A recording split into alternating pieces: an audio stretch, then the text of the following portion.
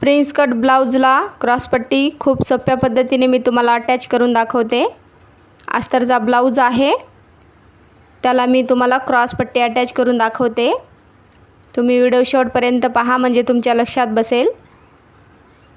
क्रॉसपट्टी जी आहे ते ब्लाउजच्या कपड्यावर व्यवस्थित ठेवायचा आहे। ब्लाउजचा जो कपडा आहे तो वरच्या साईडने घ्यायचा आहे। क्रॉसपट्टी जी आहे ते खालच्या साईडने असणार आहे। खूप सरळ आणि खूप सोपी पद्धत आहे क्रॉसपट्टी अटॅच करण्याची। त्याच्यानंतर व्यवस्थितपणे इथं स्टिचिंग करून घ्यायचं आहे।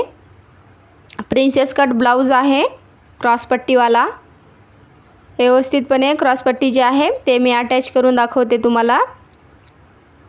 स्टिचिंग करता वेळेस ब्लाउजचा किंवा क्रॉसपट्टी जी आहे ते ओढायचं नाही। एकदम व्यवस्थितपणे प्रॉपर पद्धतीने स्टिचिंग करून घ्यायचं आहे। व्हिडिओमध्ये तुम्ही बघू शकता एकदम व्यवस्थितपणे मी इथं स्टिचिंग करून घेत आहे। ब्लाउजचा किंवा अस्तरचा कपडा बिलकुल ओढत नाही, तुम्ही पण ओढायचं नाही।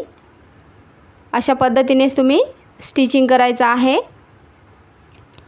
इथं डबल टिप मारून घ्यायचं आहे।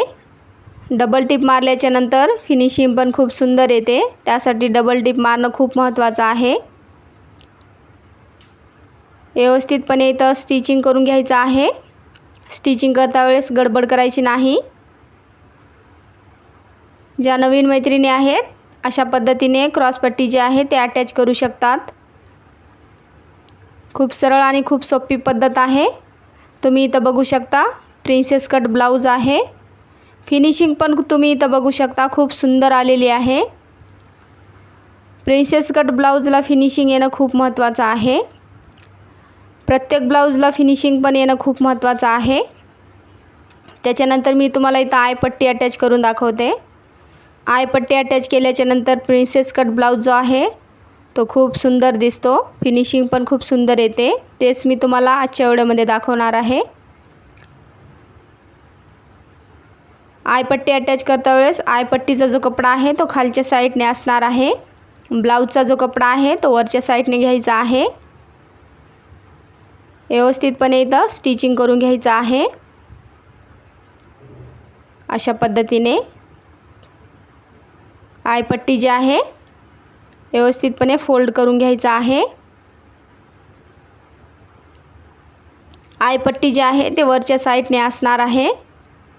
हुकपट्टी जी आहे ते आतल्या बाजूने फोल्ड करत असतात। मी तुम्हाला इथं आयपट्टी अटॅच करून दाखवत आहे व्यवस्थितपणे। फिनिशिंग पण येणं खूप महत्त्वाचं आहे। व्यवस्थितपणे स्टिचिंग करून घ्यायचं आहे। स्टिचिंग करता वेळेस गडबड करायची नाही।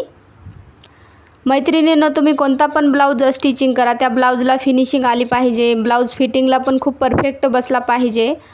अशा पद्धतीने आपण आपल्या कस्टमरचे ब्लाउज जे आहे व्यवस्थितपणे स्टिचिंग करून द्यायचं आहे। तुम्ही इथं बघू शकता आयपट्टी जी आहे ते व्यवस्थितपणे मी इथं अटॅच करून घेतलेली आहे।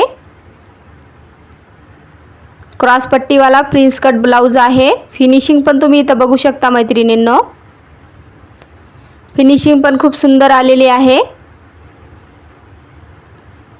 अशा पद्धतीनेच तुम्ही ट्राय करायचं आहे। व्हिडिओ आवडल्यास व्हिडिओला एक लाईक करायला विसरू नका। माझे व्हिडिओ तुम्हाला आवडत असतील तर चॅनलला पण सबस्क्राईब करायला विसरू नका। प्रिन्सेस कटचा लुक तुम्ही इथं बघू शकता खूप सुंदर आलेला आहे।